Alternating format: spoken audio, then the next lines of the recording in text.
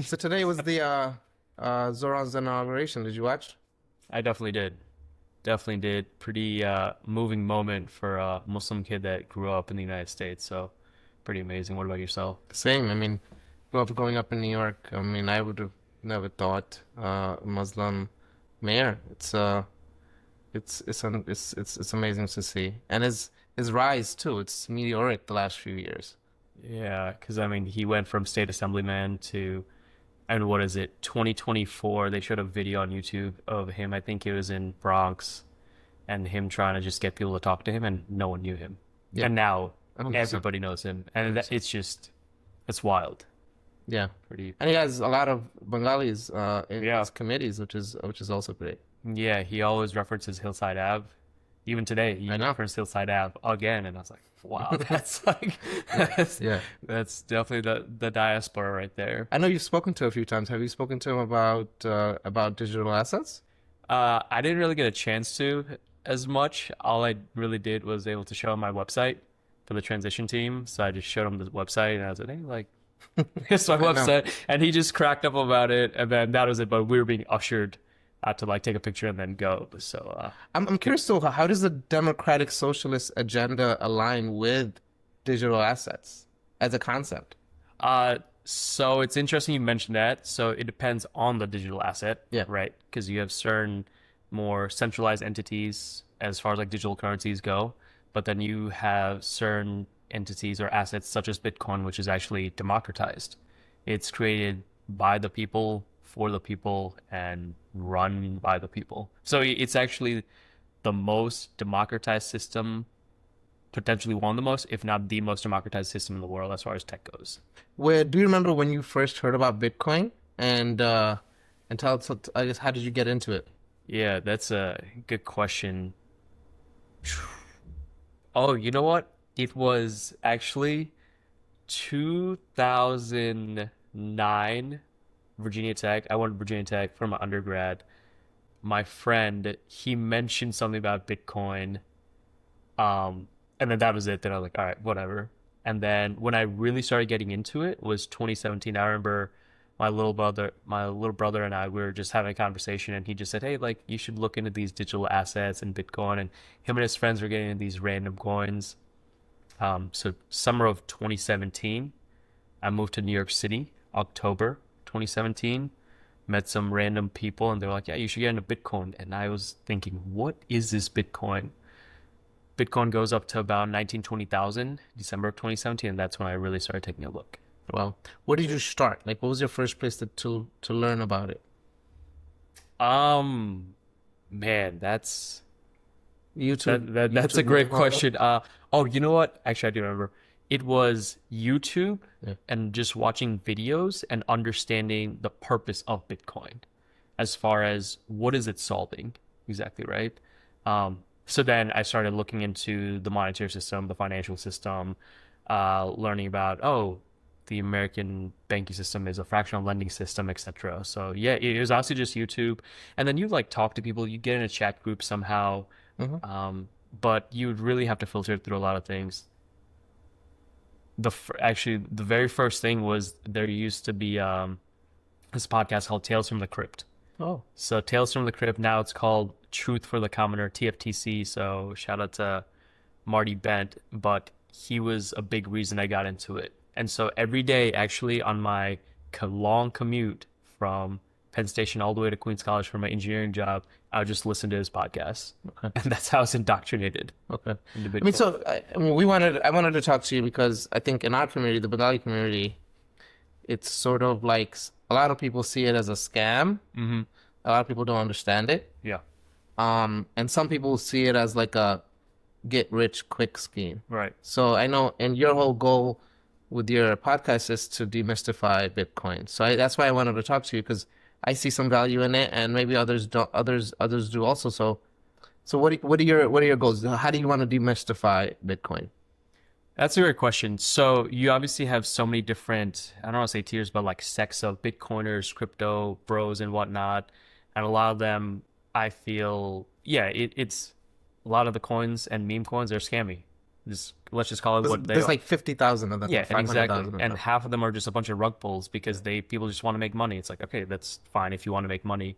So with Bitcoin, I want to specifically say that's not as that's not a scam. I was about to say that's not what no, that's just not a scam Yeah. at this point. So my biggest thing is just to teach people about, okay, this is what Bitcoin is, digital currency. That's all it is, just like the US dollar is currency. This is digital currency. And this is why it matters to you. I mean, maybe you won't use it right now, but I mean, people should be paying attention because when companies such as JP Morgan Chase, BlackRock offer Bitcoin ETFs, that's something to take notice at that point. And then also, I really want to give more exposure to this because I just don't want our communities to just feel some sort of negative impact later when Bitcoin really is mainstream, and then everyone's like, "Wait, what? Like, why didn't I know about this before?" Then they're buying it at $1 million versus Precisely. 80,000. Yeah. Because I mean, if you think about it, back in 2017 when I was at 20,000, people were saying, "Oh, I should have bought it at 3,000, Yeah. 1,000." It's at 87, 90,000 right now. Yeah. And people, I've heard this sentiment every single time. I should have bought it now. I should have bought it now. So, Yeah. Yeah. Everybody has I could have bought it. I had this. I could have Sure. bought it at this price story. Yeah. And so, but let's step back a little bit. So there's digital assets, and then there's Bitcoin. So if you were to explain to somebody what the difference is between, let's say, Bitcoin and Ether or some of the other digital assets, like how would you explain it, and what are the differences between them? Yeah, that's a great question. So with Bitcoin, it's a truly decentralized network. So it's run by a bunch of computers and then miners. So essentially the computer like this, it'll validate the transaction, sends it to the miners like an ASIC rig, and they're all around the world, right? Me and you can run one, and then we just download the Bitcoin node, and then we just run it. That's it. So something like Ethereum, they focus on smart contracts and they're proof of stake. So essentially, there's no proof of work anymore. It used to be proof of work at one point. There used to be mining and all that stuff, but now it's just proof of stake. So just put in the Ethereum you want to stake in there to help run the network. Yeah. So that's the biggest difference. Have you ever mined yourself? Have you ever mined Bitcoin or Ether? I actually have not. Okay. I actually have not. I probably did download the a Bitcoin node once, but I've never mined. And especially by the time I got around to it, you needed an ASIC rig. Well, actually, now it's more. They're actually mini miners that you can buy now. So I should probably do that, but I haven't. Yeah. So yeah. So what you got in 2017?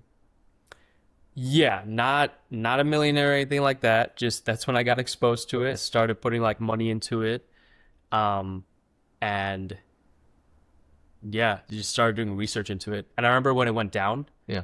So it went down and then all my friends bailed, and then I don't know what it was, but I was just being very contrarian and I was curious, thinking, well, I mean, like, what if like what is the big deal about this? Like, why is it around? But yeah, that was So you were saying about what the differences are at Ether and Bitcoin. So why is it Bitcoin the digital asset that you're sort of like passionate about?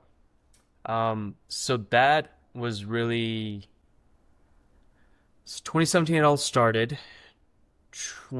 probably 19, I had a lot of these coins. And so it was basically I had NEM, XCM, Neon, all these random ones, Ethereum, like things that people don't even know what they are. They don't even, some of them don't even exist. Yeah. And so then I started looking into it. I was like, I don't even understand half this stuff. So then I started dropping them. And then I started consolidating. And then eventually I got down to Bitcoin, Ethereum, and Cardano. Cardano just, I didn't feel like was making enough headway, especially the past 7 years. So I dropped that. And then I just stayed into Bitcoin and Ethereum. But Bitcoin, its main thing was there's no one person to really ruling it, right? Not that Vitalik Buterin for Ethereum is like the king or whatnot. I mean, he's seen as like the pseudo king, right? He is Ethereum in a sense. However, with Bitcoin, I'm like, who is it? Like no one knows who invented it. There's so many like theories about it, but it's just run by everyone. Yeah. Yeah, some of the theories are insane. Yeah, what have you heard Well, as far wasn't as that that one goes? about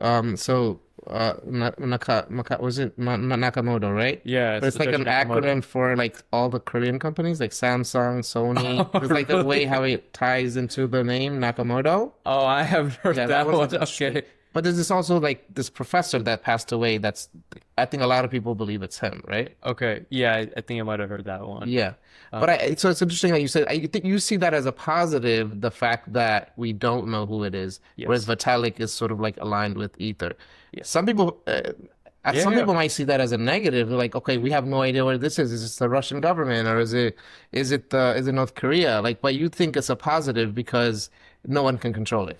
Absolutely. Okay. Definitely. And yeah, absolutely. So it's like going back to the entire conspiracy theories, people are saying, "Oh, it's aliens. It's probably the CIA." Dude, oh, here's another fun thing. So there are a couple of strategic reserves that states have, Bitcoin strategic reserves, and there's only one city in the United States that has a Bitcoin strategic reserve. It is Roswell, New Mexico. Oh And wow, if you know about Roswell, New that's crazy. Mexico, Oh wow, that's where all the aliens oh are. wow, So I mean, oh wow. you, you I had no put your idea. yeah. That's interesting. So it's fascinating. But yeah, for me, it's just because whenever you have a central entity or a central figure, right, all that power gets to their head Yeah, eventually. So with Bitcoin, whose head is it getting to? Sure, like you could have BlackRock and whatnot, Jamie Dimon from JP Morgan Chase, they make a lot of money off of it. But yeah, at the end of the day, they're not controlling it. They yeah. can't control it, and that's really the beauty of it. At that point, there's no power to control at hmm that point. So you mentioned Jamie Dimon. So now the last few years, Hmm. sort of the big banks and financial services or companies have been more pro Bitcoin, like you said, the Yes. ETF. So Hmm. I guess explain to people what the ETFs is, and then how does that impact the price of Bitcoin in a positive or a negative way? Yeah, absolutely. So I'll be upfront, I'm not as well versed in what is it, exchange traded funds. Hmm. That's what it stands for. So basically, what an ETF will do, especially a Bitcoin ETF, it's just introducing it to the institutional Yeah, investor. So essentially, if you have a 401k, Roth IRA, or if you're just investing with, let's say, JP Morgan Chase, whoever the individual is, they might offer you, hey, like, have you thought about investing in a Bitcoin? So that's the gap that is filling at that point. So it's really introducing it to the institutional investor who before was afraid of it. And now they're thinking, oh, like maybe I can invest into it. Like, for example, my old manager, when I worked as a data scientist, I told him, hey, I tell everybody, hey, buy a little bit of Bitcoin. His way of getting into it was an ETF through Fidelity. I was like, all right, that's fine. yeah, Like you're exposed to it. yeah. That's important. Awesome. So yeah. And then they have these yeah, trusts as well, right? Like I'm forgetting the name of the company that they have these trusts that you can also buy into Oh, ETF like into. MicroStrategy? No, not Yep. MicroStrategy. I'm forgetting the name right now. But yeah, that's awesome. So it's a great way for people to invest in it without having to buy one Bitcoin or a piece of a Bitcoin. Just have it Sure. in their IRA or 401k. Yeah, essentially. So That's yeah, awesome. is that something that have you bought a Bitcoin ETF at all or Yeah, exposed so to I it? have it in my retirement assets. So I have it in my Vanguard, Okay, and yeah. so I have it through that. But most of it's through the trust that I'm talking about. I'm like forgetting the name right now. Okay. But and then a little bit of the ETFs, but directly very little. But it's the good thing about it is that money, and we talked about this before, Yeah, and this is why I wanted to talk to you also. It's money that I don't necessarily need or I don't need precisely. right now. So all the money that I need to pay my bills, my mortgage and stuff, I'm not putting that into Bitcoin. And I think that's really important for people to get. Like, don't. There is an element of gambling to it, where there are things you can't control in the Yes. short term. I 1000%. agree. Yes. I agree in the long term. I definitely believe in it. But in the short term, you just don't know. Like, there's so many things that can happen, Yeah, and definitely can't gamble your what you need, the money that you need.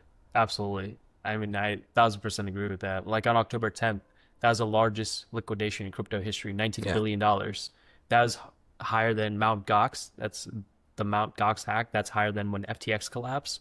$19 billion. Um, I just missed the boat on that. I got hit on November 4th, actually. So I have like a trade in.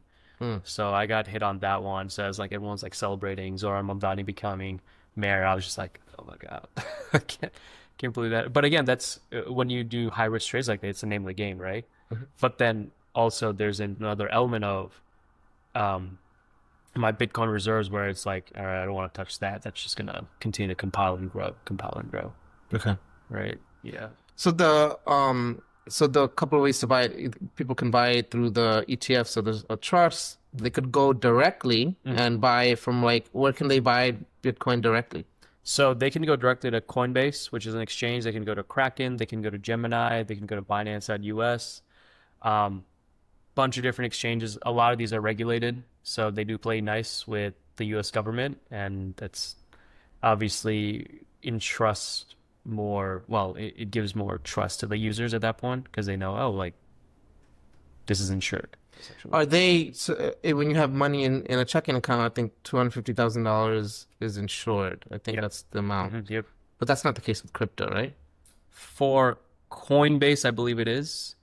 Uh, they do secure your funds if there's like some sort of hack within their system. Gemini has a thing called FDIC pass-through insurance. Okay. So there's like some sort of FDIC affiliation one way or another. It Okay. just depends on the exchange. Kraken and Binance, I'm not sure. I'm sure there's like some sort of FDIC. There's also there's different type of wallets, like cold wallets, hot wallets, warm wallets. What are the differences between that? Yeah, so you have your cold storage and then your hot wallet. So we'll just look into hot wallet. It's just connected to the internet. Cold storage is not connected to the internet. That's really the only difference there. What do you do? You do both? You do a little bit of both, or I do mainly cold storage. mainly cold? Yeah, for sure. I mean, it's like going back to the early 1900s and putting money underneath your mattress, right? You're just storing it yourself essentially, but just in a digital format. Yeah, Actually, that. but it's essentially a USB that has. But if even if you lose the USB, you still don't lose your crypto as long as you have your passwords. Yeah, so you have your security phrase. So that's 12 to 24 word, words that you just basically plug in, and then you'll be able to recover your wallet essentially at that point. Let's say that you have a ledger, you have a Trezor, you lose one, you order another one, and then you just put in your recovery phrase, and then you're good to go. Okay. Essentially it. Okay. But you right now hold, this isn't recommendations, but you hold Bitcoin and Ether, and you said no longer Cardano. Yeah, not Cardano anymore. And again, yeah, not financial advice by any means. Just something I personally didn't want to hold anymore. I was holding Ether. I don't hold Ether Okay, anymore. no, I'm no. I'm just Just Bitcoin. Not saying that I wouldn't hold Ether again, Yeah. but I'm primarily just Bitcoin. Okay. That's it. Okay. Literally just Bitcoin, and then whatever I got to pay my bills and I convert to cash. Okay. So for people, they know how they can buy Bitcoin, and so we talked about how much you think, like as a percentage. Let's say just to make things easier, like what percentage of people's income do you think they should, or what percentage of their disposable income do you think they can responsibly put into Bitcoin? Disposable income. So when you say disposable income, are you saying money that they're not scared to lose? Yeah. Well, All of it. as a But all- Bitcoin, I would say all in. But the thing is, like, the price fluctuations of Bitcoin, it's emotional, right? Just like any sort of investment, it's emotional. So you need to get used to that. So I would say like do a little bit at a time. So your disposable income, maybe do like 5-10%, wait a couple months, a year, see what happens. Maybe another like 5-10%, and then increase it. So like, get into it slowly. Yeah. Don't get into it thinking that you're gonna make $1 million Yeah. tomorrow. And I think that's just the most ridiculous thing that's been propagated throughout society, especially with the Bitcoin bros, crypto bros, and whatnot. It's not that. It's literally we're transitioning from a fiat currency system to a digital currency system that's run by the masses. So everyone's like, it's growth. That's all it is. What do you think about? I guess people would say, okay, sounds great, but the governments don't want that. What are they, like? Obviously, the fact that the USD is a mechanism of the United States Yeah. to like sort of propagate all of our ideas and our foreign policy. Like USD US dollar is a weapon, right? Yeah, for sure. So why would the US allow that to be replaced? That's a good question. US can't really stop it. US can't stop it. China can't stop it. The world can't stop this because the thing is, who are you going to target, right? Let's say you try to take out all the miners. Riot and Mara are the biggest miners in the world, and I think I'm missing a third one. They mine most of the Bitcoin. However, you take those offline, all right, you have a bunch of miners in South America, you have a bunch of miners in Europe, just independent miners, you have a bunch of miners in America. So who are you going to target at that point? That's my true opinion. They just can't stop it, and that's why they're deciding to play ball at this point. And then also at the same time, because governments obviously want to control, people in power just want to control, right? That's just how human nature has been for thousands of years. That's just how it is. Um, the US allegedly has around 200,000 Bitcoin, if not more. China, which has banned Bitcoin activity in its country multiple times, mining is illegal. You Yeah. cannot own any sort of crypto. They allegedly have 200,000 Bitcoin as well. So, I mean, Wow. they might be trying to control it and say, no, don't do this. But then why are you hoarding all this Bitcoin then? Wow. Because I'm curious what the policy for, I mean, the Bangladesh government is going through a lot of Yeah. changes, but I wonder what their policy, I think last I heard that crypto was illegal there. Crypto is definitely legal in Bangladesh. I'm not sure what the future holds. Obviously, you have companies like Rivertel that do exchanges, but then it's based on like, Polygon, the yeah. Polygon network, and then they do it through stablecoins. Um, but yeah, I mean, as far as like Bitcoin goes, it's illegal there. But again, it's the younger generation. Yeah. Eventually, the younger generation rises up and they make changes. So inevitably, I see the policy changing. I don't know when, I don't know how, but I mean, it has to. Because if the big players such as the US, even China in the back end are playing ball, and all these big companies such as BlackRock, JP Morgan Chase, and everyone's going to have to play ball eventually.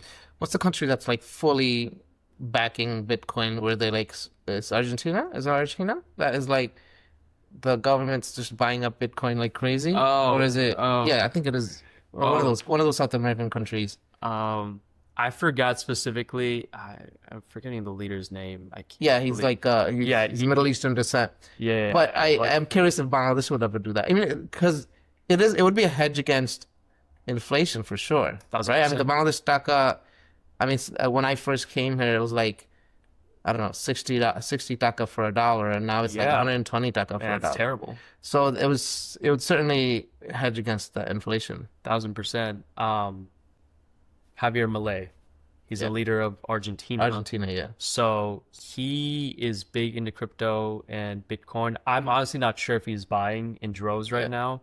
I wouldn't be surprised if he is. But then going back to the entire inflation question, I mean, Argentina and Venezuela are experiencing hyperinflation. insane, yeah, So people are buying, like, I mean, people are trading their bolivars from Venezuela and pesos from Argentina into Bitcoin or cryptos to as a hedge against inflation. That point. And then as far as which country is very pro Bitcoin, I mean, right now it's US is very pro Bitcoin, yeah, especially with all the acts that just passed. yeah, Very pro Bitcoin.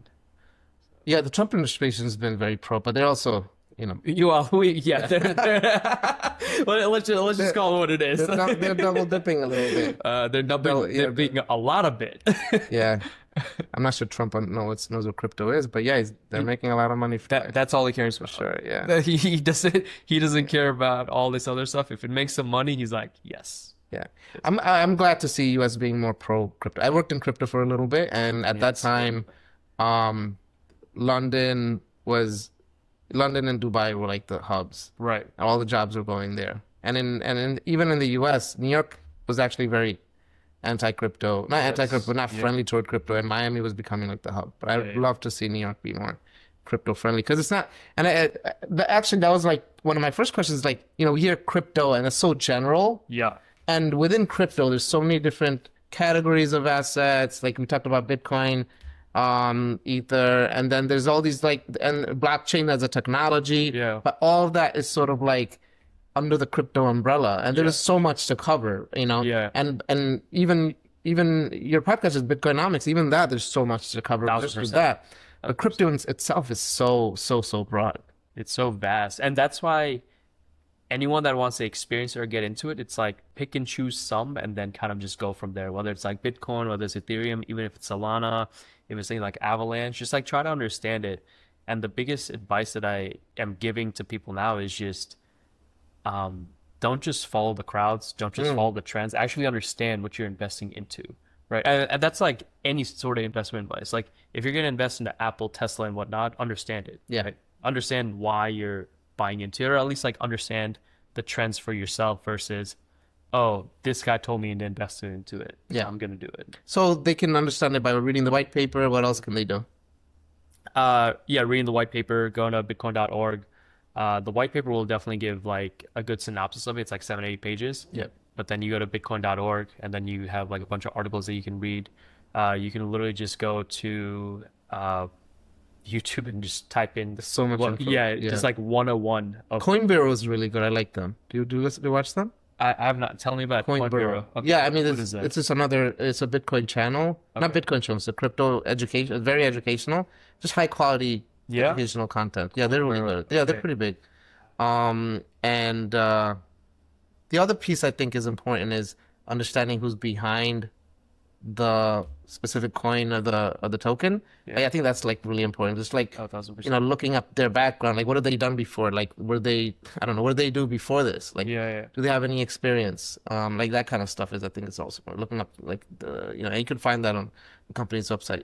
But yeah, but it does seem like there's like new coins all the time. And it's like the new rage and it's like, you know. Yeah, What man. do you think about there's a lot of people that have made money from like, the meme coins, right? Yeah, Like what are your sure. thoughts on the meme coins? Look, you can make money off of it, but you have to be diligent, and it's just like trading at that point. I know a friend, I mean, he's a big time trader, but he's traded everything under the sun probably, and he used to trade meme coins as well. So if you have a plan for it, sure, you can make money off of it, but if you just get into meme coin dog with hat because someone told you to, Yeah. good luck. I mean, I don't know if it's gonna go up, down, sideways, whatnot. Yeah. Um, so yeah, if you're gonna do it, be intentional about it. If you're doing it just to mess around, you're gonna lose your money. Do you invest in so I'm assuming you have a portfolio and or is Bitcoin most of your portfolio or do you still try to diversify into like other assets? I I'm all Bitcoin. Wow. Yes. So, and this is a transition over 7 years. Wow. So end of 2017, got into it, then started consolidating down to Bitcoin, Ethereum, and then Cardano. Then I looked at my cash reserves, 401k, Roth IRA, and started pivoting those. And then the 401k was big because that's a huge chunk of change, right? Especially like working however And the many. penalty. Yeah, so it's like I had to think about that. I was like, is this worth it? And then this, and I did the math and everything, and I was like, yeah, man. And I also had another friend. Um, he had been in Bitcoin just as long as me, but the way he had accumulated Bitcoin was definitely more efficient and just better. And so he had done the same thing. I was like, all right, man, like I'm gonna. And you hear people do that. Wow. Yeah, and yeah, so you pay the penalty. You obviously pay the taxes on it that year and whatnot. But I mean, I don't regret it. It was definitely scary. Yeah. It's definitely scary, dude, because we're so conditioned to have a 401k, have a Roth IRA, have these like traditional investment firms, and then no one's telling you do this. I mean, and people will think you're crazy. But then, as far as my mindset goes, well, I mean, the U.S. dollar is a currency, and Bitcoin is a currency. So then that's it. Mm. So yeah, Do you think that's the right move for most people? no, do not do that. Absolutely not. If you got a wife, husband, family, kids, and Yeah. stuff, dude, no, save yourself that troublesome conversation unless you truly believe in it, and then sit them down and have a conversation. But absolutely not, because the thing is, investing, again, going back to the emotions of it, it's such an emotional toll, Yeah. especially with something like that. I mean, if you put it into, like, let's say your money to a high yield savings account, it's like, okay, that's fine. You're gonna, especially nowadays, you're gonna yield 4% interest. Great. Hmm. You put into Bitcoin, there's gonna be years where the price goes down. Yeah. Just like the end of this year, it went from 125, and now it's all the way down to 87,000. People are gonna lose their minds over that. So definitely not. Yeah. Yeah, it took me years. It took me years to jump into that and research and just like just reflecting and talking about it before I jumped into that. So yeah. The one of the other pieces that we touched on a little bit is remittance, sort of like sending money to Bangladesh. Like Yeah. I know even 10 years ago, I was going to the actual offices and like outside Yeah, of Jackson yeah. Heights, you know, giving them cash and they would send money to Bangladesh and they'll charge like a $5 fee for Yeah. $100, which is crazy. Yeah. And now there's apps. When you mentioned one of them, do you see Bitcoin sort of replacing that? It could. It definitely could. Because, I mean, if you look at Bitcoin's trajectory and growth, right now, the move to transfer money is stable coins. Banks are buying Yeah. into it, government's buying into it. I'm all for it. Because the thing is, if this is a transition point of people getting more into crypto, I'm all for it. Hmm. I mean, at the end of the day, though, Bitcoin's, at least right now, the growth is not slowing down. So that could potentially overtake it eventually, where it's just, or it could live side by side, right? Let's Yeah. say all these banks now utilize stablecoin technology to transfer money. It's like, okay, well, you can also use Bitcoin to transfer money as well. So both could live together. Overtaking potentially, but yeah, potentially. So, I guess there's a learning curve on the other side, right? Okay, we can learn about Bitcoin where, I mean, they expect some of our family members in Bangladesh to, learn about yeah. how to accept it, or maybe it'll be easier. Maybe there's a way to make it easier for them to be able to accept Bitcoin, All right. right? Because they're just it would be a huge learning curve. But it's so fast. Like I would love that. Yeah. Like Yeah. I would love it. Like I mean, even some of these apps, I mean, they're fast. Yeah. Uh, but sending somebody Bitcoin through their wallet is like super fast, and there's no fees. I mean, it's like almost no fees. And like just to kind of give you an idea, and obviously this isn't for everything, and it depends on the congestion of the Yeah. network at the time of day or whatnot. I've been transferring like anywhere from, I remember in the past couple of months, like $1,000 to $5,000 worth of Bitcoin, just like from wallet to wallet. I'm paying like $1. It's insane. That's crazy. And the thing is, so whenever people talk about, oh, Bitcoin's so expensive, it's like, okay, that's fine. Like, but how much are you paying with Solana? How much are you paying with Ethereum, gas fees? How much are you paying transferring money with Western Union all the way to Bangladesh? Like, how much are you paying for that? There's a lot of just coined phrases people want to use, just be like, oh, Bitcoin's too expensive. Like, okay, but like, tell me, show me, right? Have you had those conversations with your family in Bangladesh as far as like getting into crypto or Bitcoin or whatnot? I haven't. Maybe a few people that are just like really educated, but I think that they're weary of a lot of this stuff. I think I think there's a lot of anti sort of like Western sentiment in Bangladesh. So I Right, feel like a lot right. of these things are Okay. sort of like, oh, the U.S. trying to Oh, it's one of implement stuff. those. Like I think it's a lot of that. I sense that, and it could be true. Like I mean, look, some people think Bitcoin was invented by an American, by an American. But some people say that the CIA invented it. Have you heard that?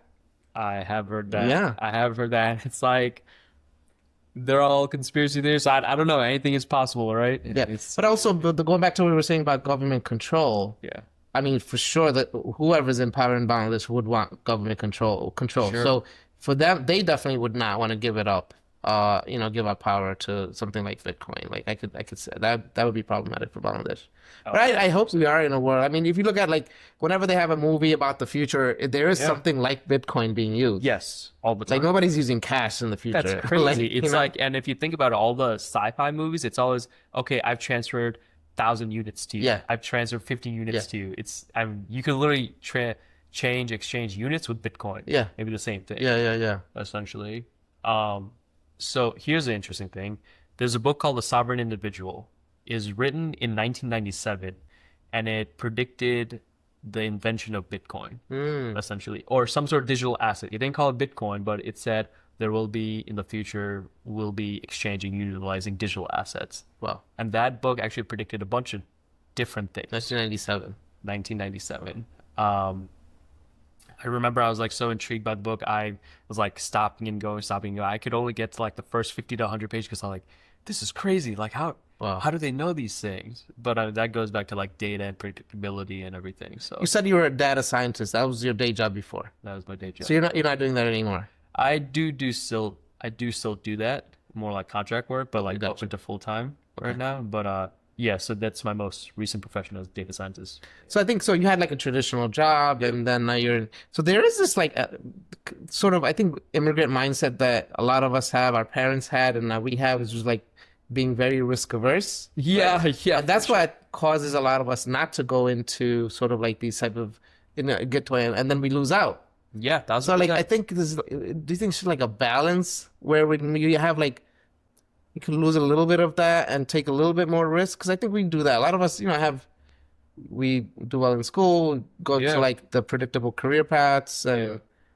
should we be a little bit more risky with our money now that we can? Because our parents couldn't, right? That's the thing. Sure, Our parents sure. couldn't, and they had to put food on the table. But maybe now it's time we should. I definitely agree with that sentiment because the thing is, our parents did what they did for us, and obviously they couldn't be as risky, right? So now our lives are set up this much, so it's like, well, I mean, if we have the ability to be more risky, like why not? I mean, you're only living one life, and so it's like, why not be a little bit more risky? And whether it's money, whether it's like taking risk on different occupations, living Mhm. somewhere else, it's like, why not be a little bit risky if you have the ability to? Yeah, because our parents set us up, so it's and why wouldn't we try to elevate our lives and then potentially the lives for our children as well? Yeah, So for definitely. sure.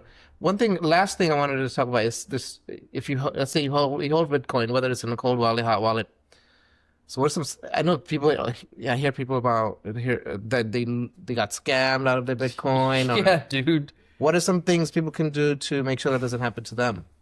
Oh man, the scams are getting really good. They're getting really good. You really just got to be careful, do your due diligence, and then if there's, you really got to trust your intuition. I know that sounds like very just like ambiguous, but it's if something doesn't feel right, I mean, definitely do your research first and look into it. So I'll give you a couple examples here. If someone is asking you to send them, they're gonna send you money, probably a scam. No one's gonna send you Bitcoin or crypto just for free. They're trying to get info out of you, right? Or here's another example. So the popular hardware wallet known as Ledger, they, not them, but scammers are actually sending out letters to people because Ledger I have a actually, ledger. right. I'll look out for that. So basically, what happened was Ledger had a security hack with a lot of information, not crypto or anything like that, but just a lot of data like name, address, and whatnot, was hacked and stolen. So with that, scammers have now sent physical letters to people saying, "Oh, by the way, like you need to update your ledger. Here's a QR code to scan, and then make sure you're in your ledger. Do not scan that." Wow. No hardware wallet, Trezor, Ledger, they will not send letters like that to you. And those are the moments where you get on Reddit, where you get online and just type in, is this a scam? And usually you'll know that Well, immediately. Yeah. So really have you get ever almost gotten scammed? I'm trying to think. Almost got, I mean, I've definitely gotten, I definitely had a hack on my Oh, computer once someone installed something and I was just like negligent about it. It was like an atom stealer or something like that. And then I had to think about it. It's like, wait a minute, what's on here? Is it any sort of like secure things or whatnot? But I like, I changed my passwords and everything, and everything had been just fine. Because I was concerned. I was like, wait, is there like any sort of crypto or Bitcoin stuff on there? But there wasn't. So mm. that was like the closest. Do you memorize your key phrases or you have them somewhere safe? No, there's somewhere safe. Okay. Some people memorize the key phrases. I know that's crazy. Yeah. That's crazy work because the thing is, you have to keep that memorized for your entire life. 25 of them Yeah, I mean, or whatever. Yeah. it's. I'm not memorizing that. That's crazy. Did you memorize yours? No, I was gonna say. I have my wife for the watches, but I gave her because they're in they give you like three papers to write them on. So Yeah, I was like I just gave one of them to my wife. I was like, hold this, keep this in a safe place. She puts it in her wallet that she takes to school every single day. yeah. Why are you Funny saying this out loud right now? she's not watching. No, but yeah, I mean, yeah, no, I have them in a lockbox, but yeah, Yeah, it's a good conversation though. yeah, I think absolutely. there's so much more we can cover. Definitely, man. And yeah, and I think that it's really important. I think our community can gain a lot from just participating. I think and we're gonna miss out, Yeah, and we don't want to it be $10 million and then we have to buy it then. that'd be terrible. Set us up because one thing that you think about is there's all of these. I came in the early 90s in New York, and there was all these families that work really hard, purchase properties, Yeah, sometimes in really bad neighborhoods, yeah, but that set up the entire generation yeah, because those houses are worth so much yeah. now, are worth like these areas, Kensington, Rochester, those houses are worth a fortune now, and that's Wow. set us up, right? Set up Yeah, yeah. future generations.